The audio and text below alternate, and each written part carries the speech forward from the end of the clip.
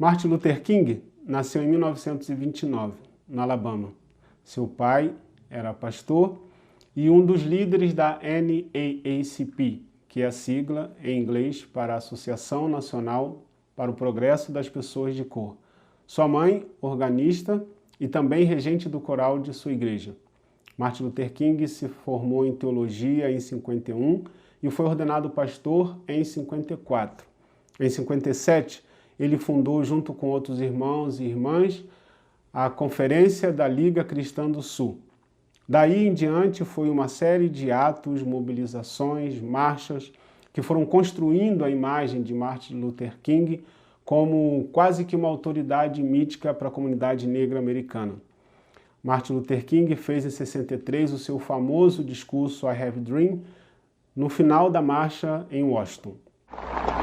I have a dream that one day, down in Alabama, with its vicious racists, with its governor having his lips dripping with the words of interposition and nullification. One day right there in Alabama, little black boys and black girls will be able to join hands with little white boys and white girls as sisters and brothers. I have a dream today. E em 64 ele ganhou o Nobel da Paz.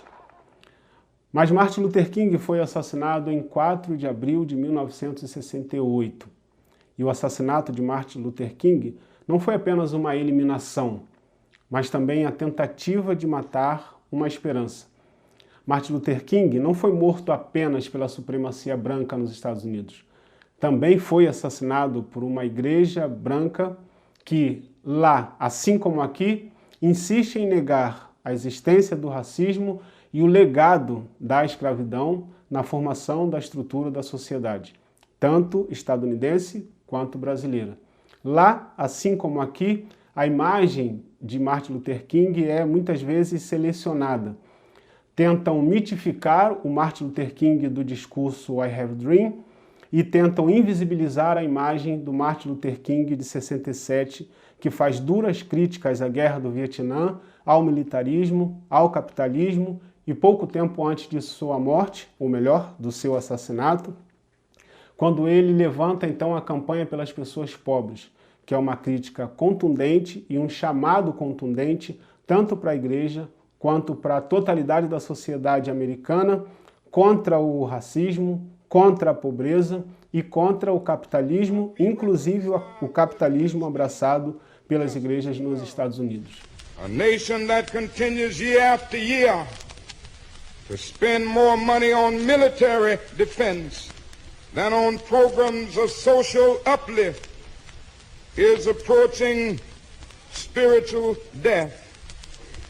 Our only hope today lies in our ability to recapture the revolutionary spirit and go out into a sometimes hostile world, declaring eternal hostility to poverty, racism and militarism.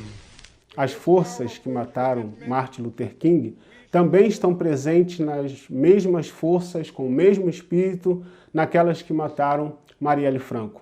São as mesmas forças que mataram Dorothy Stang, são as mesmas forças que mataram Chico Mendes. Entre 4 de abril de 1968 e 14 de março de 2018, data da morte da Marielle, as forças das trevas continuam matando profetas e profetisas que não apenas denunciam a injustiça, mas inspiram pessoas, homens e mulheres, a terem esperança, a acreditarem que é possível lutar, mas, sobretudo, vencer.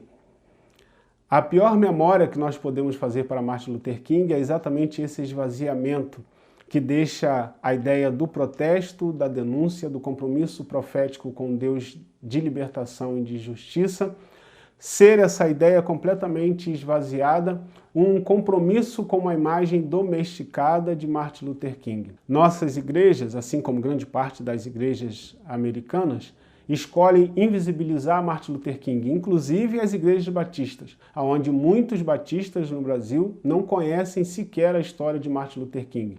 Sabem que Martin Luther King existe, sabem que Martin Luther King foi assassinado, mas não conhecem, não têm a dimensão da história da influência, do poder e do chamado profético de Martin Luther King. A melhor memória para não deixar que o assassinato que aconteceu em 4 de abril de 1968 tenha vencido, a melhor memória é lembrar que a igreja tem um compromisso profético com a justiça e em lugares como o Brasil, com uma estrutura absolutamente desigual como a que nós temos, ela tem um compromisso com a luta antirracista. Se reconhecemos a história e o legado e a influência de 400 anos de escravidão na história do nosso país, uma igreja comprometida com o chamado profético não pode deixar de fora um debate sério sobre a questão racial. A melhor maneira de lembrar, de fazer memória ao Martin Luther King é enfrentando isso de uma maneira séria. Não à toa, historicamente, os grandes ídolos das nossas igrejas são quase sempre brancos e muito comedidos na sua denúncia da injustiça, em particular a injustiça do Estado. A melhor memória, portanto, para Martin Luther King, hoje, em 4 de abril, 51 anos depois de sua morte, é deixar ecoar esse grito profético, como Isaías, como Jeremias, como Miqueias, profetas, como Martin Luther King. Yes, I'm black, I'm proud of it, I'm black and beautiful.